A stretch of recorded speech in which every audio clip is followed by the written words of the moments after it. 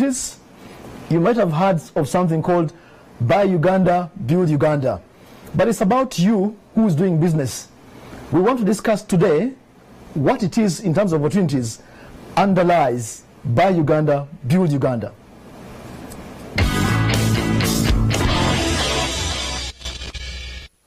Welcome back.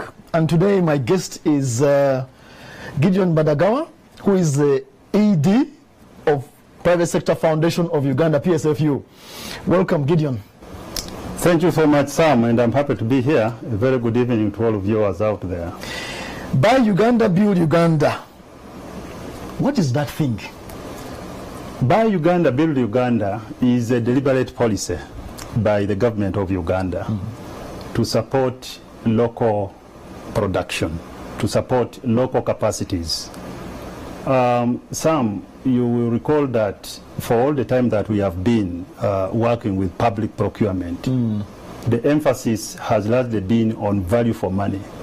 We emphasize value for money. So the processes have been about how to combat corruption, yes, how to ensure accountability, how to ensure that we are transparent in the processes of procurement and follow the guidelines as provided by PPD and so on. Little do we appreciate that we need another arm for development, that we must ensure that procurement is actually answering the challenge of growth and development by SMEs, so that we get these SMEs participate more in public procurement.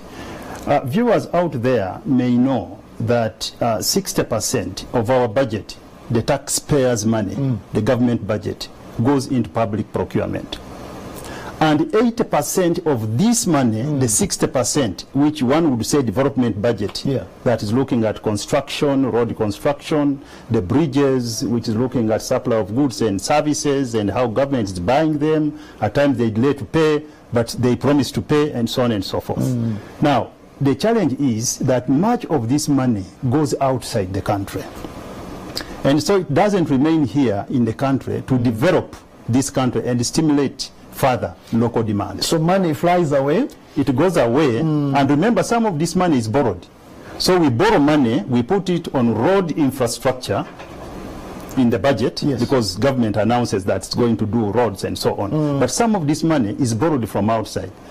And the outsiders come and pick this money and get it out. And government remains with the challenge of servicing this debt. So Buy-Uganda-Build-Uganda, how does it fix that? So Buy-Uganda-Build-Uganda is a policy. So it's not a law. We need a law to enforce that policy. The law is still yet in the offing. So it's a policy that is supporting local industries in terms of providing market. You know, some and viewers out there will appreciate that every time you go to a bank and you want to borrow money from the bank, the first thing they will ask you, whether you're a farmer or manufacturer or whatever it is, do you have a market? Now, if you don't have a market, the conversation breaks down. They cannot provide money to you. Because you're risky. You don't have a market. We had a problem here where our suppliers, the manufacturers, were taking their products to South Sudan. And there was a problem in that market, that external market. And we stopped. And we stopped, and we did not only stop, but so many businesses were sold off because they could not service their debts. They borrowed this money to produce, to take advantage of that market up there. But they could not supply that market because of what was there. As we know. Now, the bank cannot excuse you. So you'll have to look for this money. And if you don't find this money, the bank will close you. And many businesses went out that way. And so what we are trying to say in this policy, and we have worked with government over the last couple of years, trying to get this policy in place. And we are saying the best assurance government can give to its SMEs is the market. Once you provide a market, and I know that I'm producing for this market, okay, I can expand investments. I can get all the technologies and upgrade the technologies in my industry because I know I have a market. So the market here, you mean government? Yes, the public procurement market, okay? But also the private sector itself. Where are we buying from? You see, the illusion has been that local is inferior to foreign. Yeah, so I hear. So many people think that foreign products are superior to our locally manufactured goods. That is a wrong perception. When you look at the production by the SMEs in this country, yes, some of them lack. They can't meet the standards that is required by the market, but quite a number of them do. Yeah, I agree. Especially when you look at food and food products. When you look at the paper industry, the stationery, look at the exercise books that we are producing from Pick Fair, from Musana, from Oscar Industries, and so on, and compare that with what is coming from elsewhere. Look at the pens that we write with from NICE, and so on. These are products that meet the minimum expected standards at the market. It seems you're already answering my other question. I said, so if local companies are being prioritized to supply to government, but also supply to private sector as a matter of priority and policy, what are the opportunities for the SME in this space? We have touched it a bit, but... So the immediate opportunity that we have, Sam, is the market, the unassured market by government.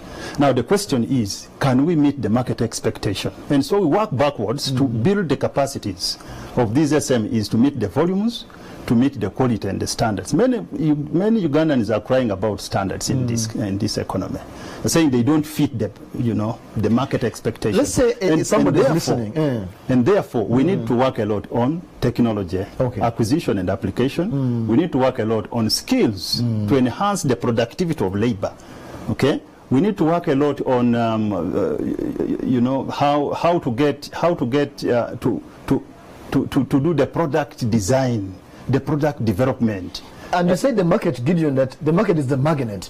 Now, there's this element. Somebody, Ugandan sitting there, was wondering, so where is the opportunity? And here I'm driving at something. I read somewhere in relation to this policy, there's this element of supermarket supplying. Yes. Let's start from there. Yes. Now, one piece of advice in responding to your question, one piece of advice that I want to give the viewers out there, especially those that are in production, is that we need to pull together. You cannot supply, especially micro enterprises, you can't supply industries, you can't supply big supermarkets when you are alone. Eggs, vegetables, stuff it's like very that. important that we pull together into cooperatives, into farm organizations, into associations. So then we build the volumes that are required to sustain the expected the expected orders in the market, and also the standards. When we are in groups, we do what we call self-regulation.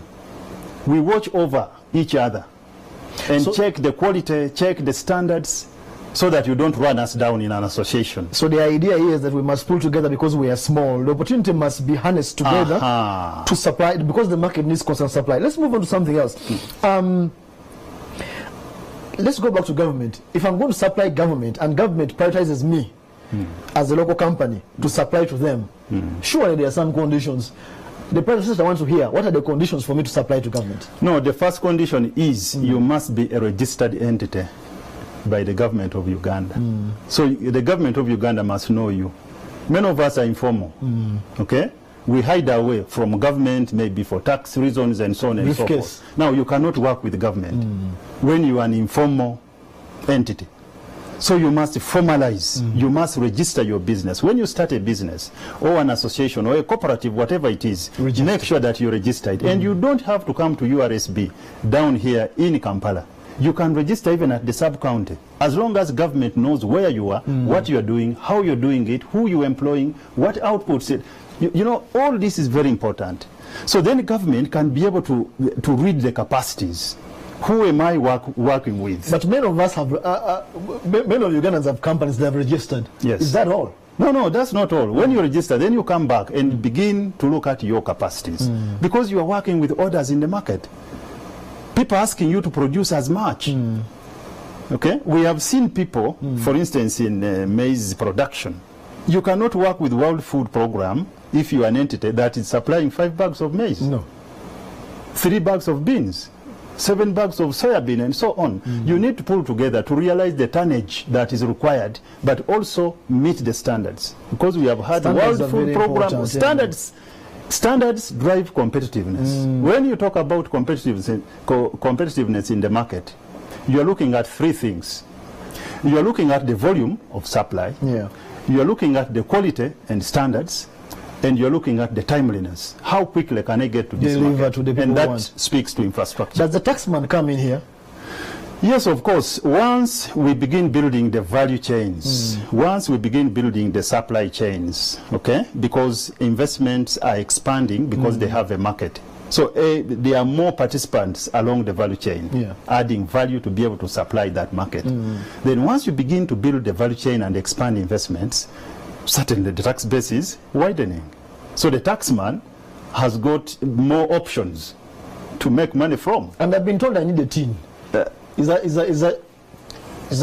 Certainly to work with the government, you must have a team. How are they going to pay you? And how are you going to pay your taxes? Okay. Because when they pay you and you earn the income, you've been paid, you must pay the taxes. So registration. So you must have a team now. And team. So registration is very important. Team number is very important. And then, of course, the capacities you have to work with. Lastly, Gideon, I can see time is running out on me. Some of the policy I read involve supplying a supermarket. Is it enforceable? Can the supermarket turn me away even when my standards, I have them? Yes, for now, yes, because we don't have a law yet. A law works to enforce a policy.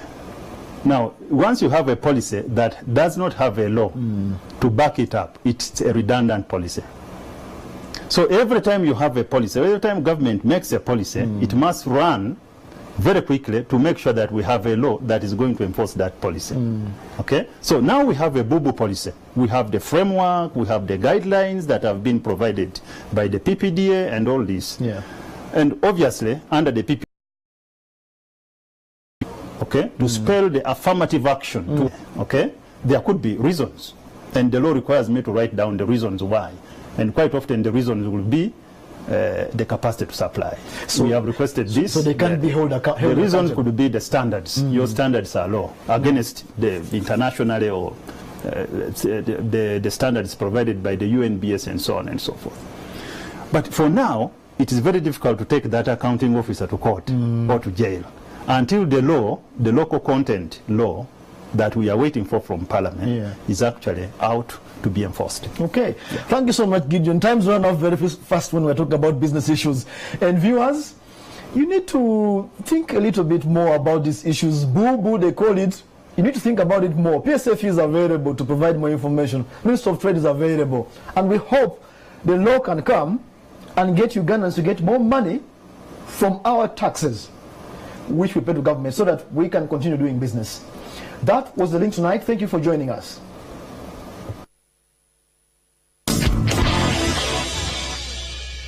Newsbite is brought to you by Safe Drive Uganda, improving road safety. The queues are going to resume. The worst nightmare of a parent is going to happen in third term if government doesn't revise this.